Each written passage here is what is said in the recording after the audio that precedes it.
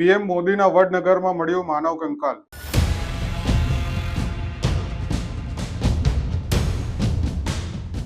જી હા મિત્રો, આ સમાચાર સાંભળવામાં સામાન્ય લાગશે, પરંતુ માનવ કંકાલ જે અવસ્થામાં મળ્યું છે તેનાથી આર્કિયોલોજીસ્ટ ડિપાર્ટમેન્ટની આંખ આ તરફ થઈ છે અને સમગ્ર ભારતમાં આ વિશે ચર્ચા થઈ રહી છે.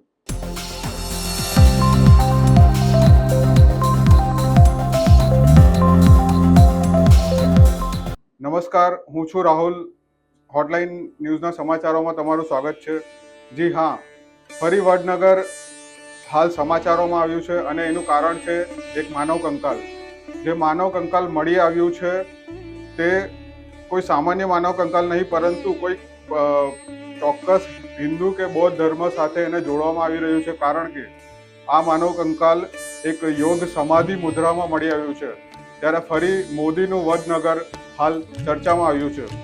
હાલ આ માનવ કંકાલના જે ડીએનએ ટેસ્ટ છે એ કરીને લખનઉ વૈજ્ઞાનિકો પાસે મોકલવામાં આવ્યા છે. ત્યારે વૈજ્ઞાનિકોએ પણ આના પરથી ઘણા ચોંકાવનારા તારણ કાઢ્યા છે. वडनगर आर्कियोलॉजिकल साइट है जो काफ़ी पुरानी साइट है। 3000 सालों से वो जो है जो शहर है वडनगर वो ऐसे ही पड़ा हुआ है, जहाँ पे कि लोग कॉन्टिन्यूस वहाँ पे रहते आ रहे हैं और एक इकलौता शहर है पूरे इंडिया में जो कभी भी विस्थापित नहीं हुआ। वहाँ के लोग जो है हमेशा वहाँ पे रहते आए हैं।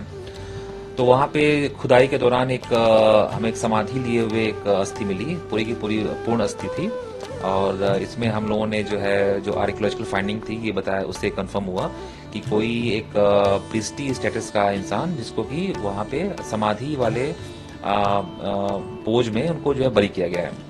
तो उसका काफ़ी इंटरेस्टिंग फाइंडिंग थी और समाधि लेना एक भारत में एक परंपरा थी जो आज से नहीं पिछले 3000 सालों से चलती आ रही है।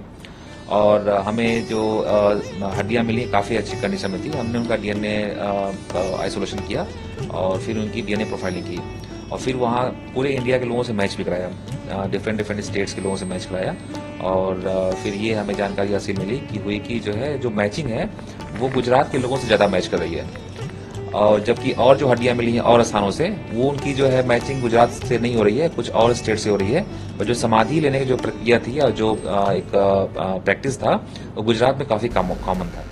અને વૈજ્ઞાનિકોનું પણ માનવું છે કે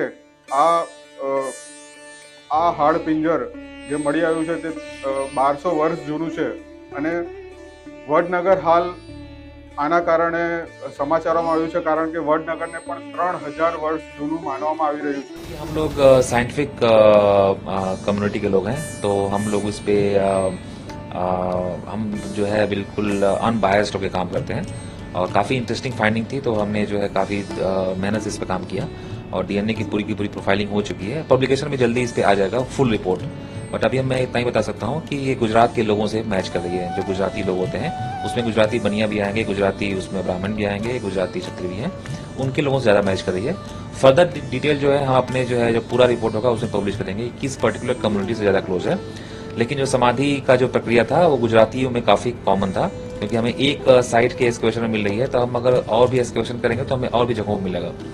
इसके पहले भी रिपोर्ट हो चुकी है, इंडिया में जो है रिपोर्ट हो चुका है भारतवर्ष में कि समाधि मुद्रा में लोग जो है बरी किए जाते थे। साइट है बालाथल राजस्थान में, जहाँ पे 3000 साल पहले मिला है समाधि। इसी मुद्रा में जो है समाधि लिए हुए जो है एक बरियल किया गया था। हाँ, 3000 साल पुराना स्केलेटन है।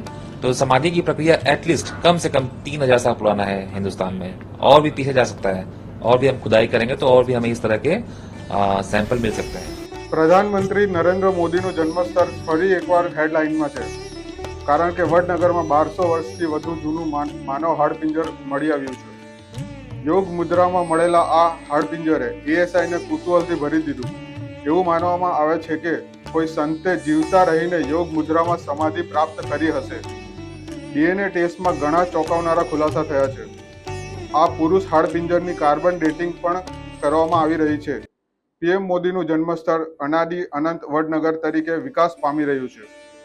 બૌદ્ધ ધર્મનું સ્થળ વડનગર.